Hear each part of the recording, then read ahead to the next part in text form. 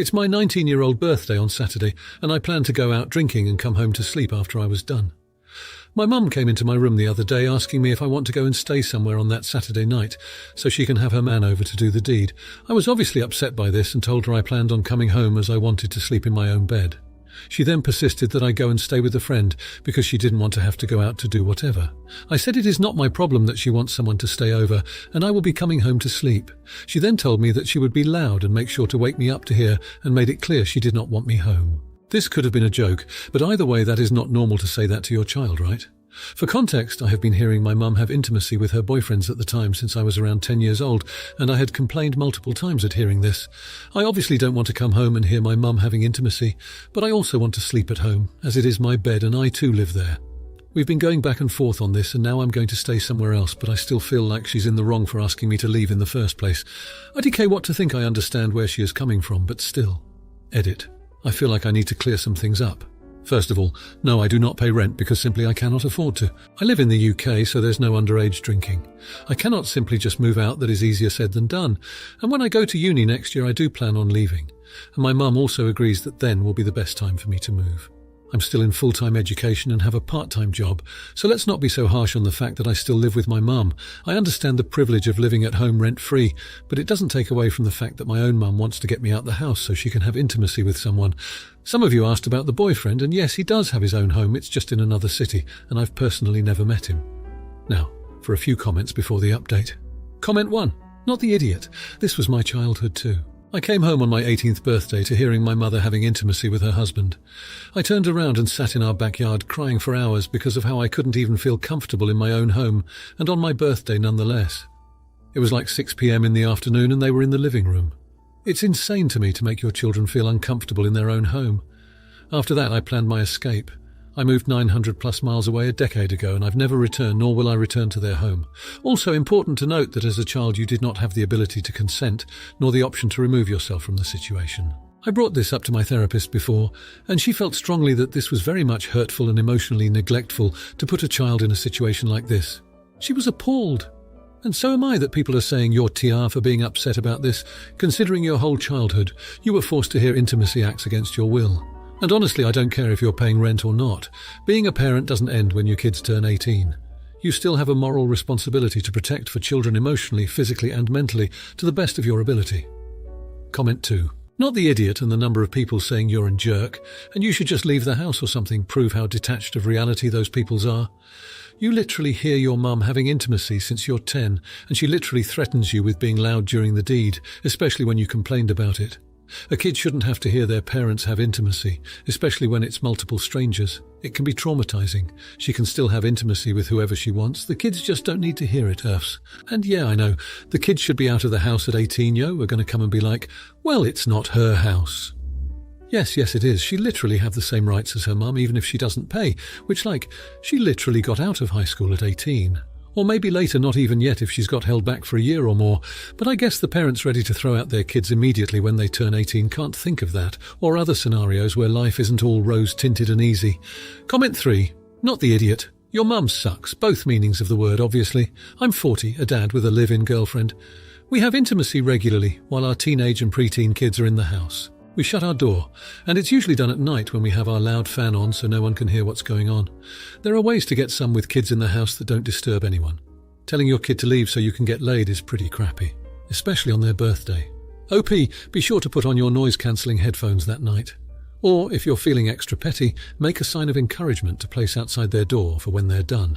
Maybe some water bottles for dehydration and cookies, or even the phone number to a pharmacy that sells the morning after pill. Now for the update. So guys, it's been about 6 months since that whole fiasco with my mum and her boyfriend, and I've got some pretty surprising updates. Firstly, I moved out. I decided that I needed my own space, especially after that incident.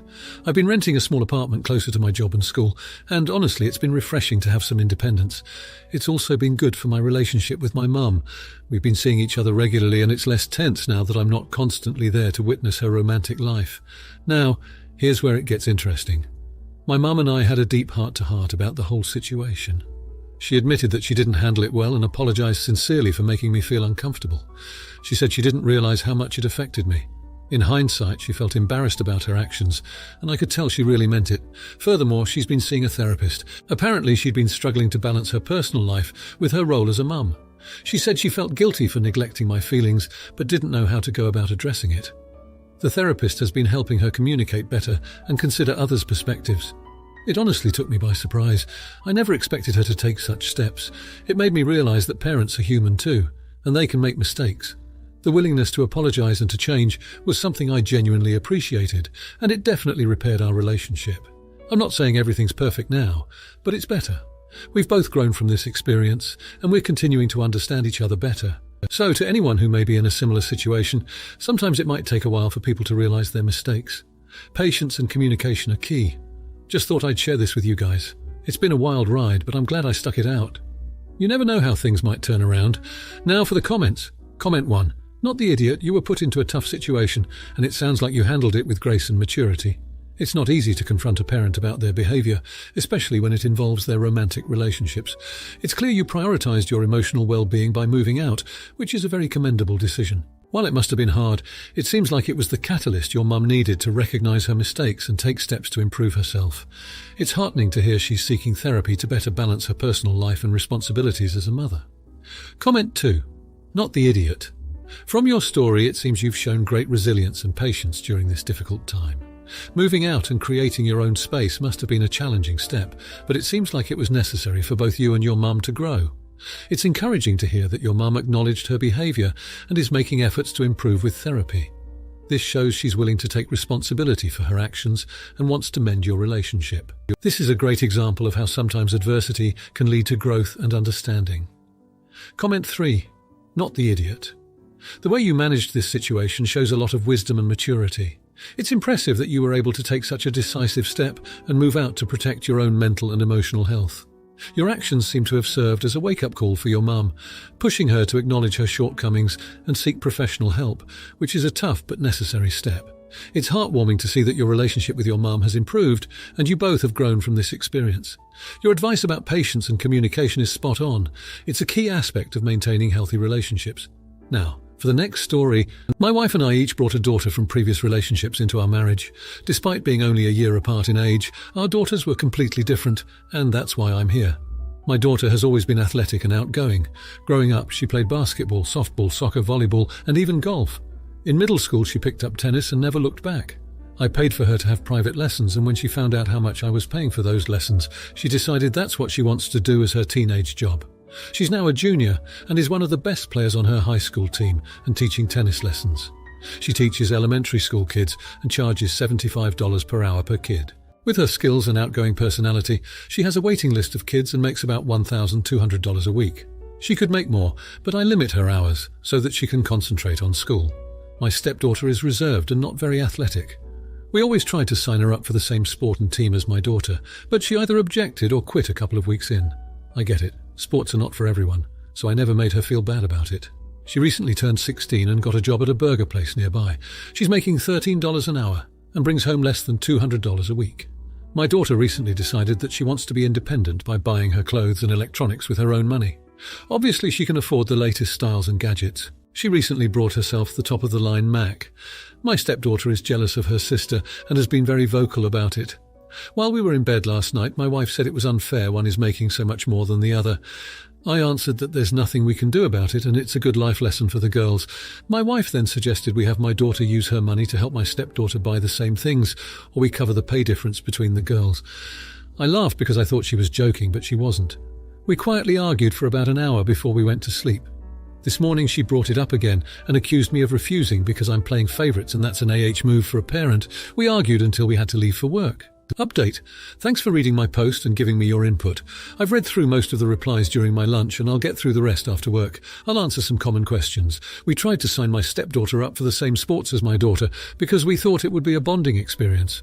We also wanted to get her out of the house and meet people because she spends most of her time in her room playing World of Warcraft. We didn't make her participate, but asked that she try things for at least a couple of weeks, then she could quit if she wanted to.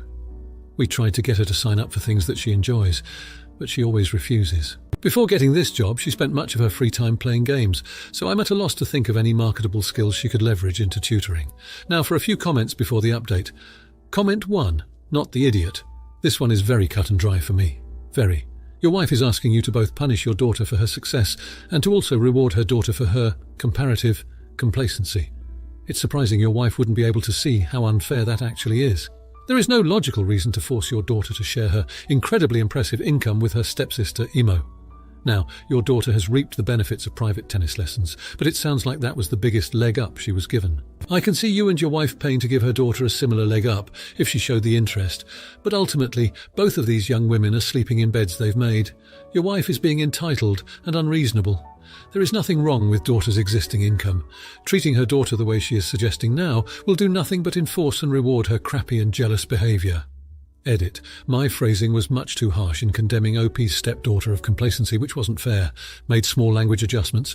Comment 2. Not the idiot. What is fair is not always what is equal. Your daughter has skills that are in demand and her salary reflects that. Your stepdaughter is starting out on a typical student career path and her salary reflects that. Forcing your daughter to fund your stepdaughter would be the height of unfairness. Your wife needs to stop trying to turn your home into a crab pot and let her daughter figure out where her own talents lie. My brother-in-law has a doctorate, with a well-paying job in his field. His wife is in high fashion, and they live a dink life. They are buying real estate in New York. My husband and I are civil servants with children to raise. According to your wife's ideas, my brother-in-law should be sending me palimony checks every month to support my children. After all, he's my husband's brother. That's not life, and she would do a disservice to her daughter with her bad ideas. Comment 3. Can you help her maybe get a better job? Is she good at her studies or anything else? Tutoring elementary kids can make her $50 or plus an hour if she's good. I have never been sporty, but I make the bank tutoring while in school. Also, as your daughter tennis lesson were so expensive, I know I have a kid doing it and $100 is the minimum for a tennis teacher. Did stepdaughter have the privilege or receiving equal financial help in cultivating whatever her hobby passion is? It's not your daughter's job to help her sister out, but it is parental duty to offer all kids equal opportunities and then let them put to fruition. Now for the update. Well folks, here's the update. We were able to sit down as a family and discuss the situation. I explained that each person's journey is different and that comparing ourselves to others can only lead to discontent. I tried to emphasize how we each have unique gifts and talents and that success is not measured by a paycheck. It was a bit of a heavy talk, but I think it sunk in. Something wonderful happened after that. My biological daughter, the tennis champ, offered to help her sister get a higher-paying job by teaching her some tennis and letting her assist in the lessons. She shared that she had already spoken to her boss, and there was a slot available for an assistant coach. It would mean better pay and schedule for her sister. My stepdaughter was initially hesitant, but she agreed to give it a try. The whole experience brought them closer together. They've started spending more time together outside of work as well. I'd often see them in the garden practicing their serves or just chatting. It was a heartwarming sight. As for my wife and I, we are on better terms now.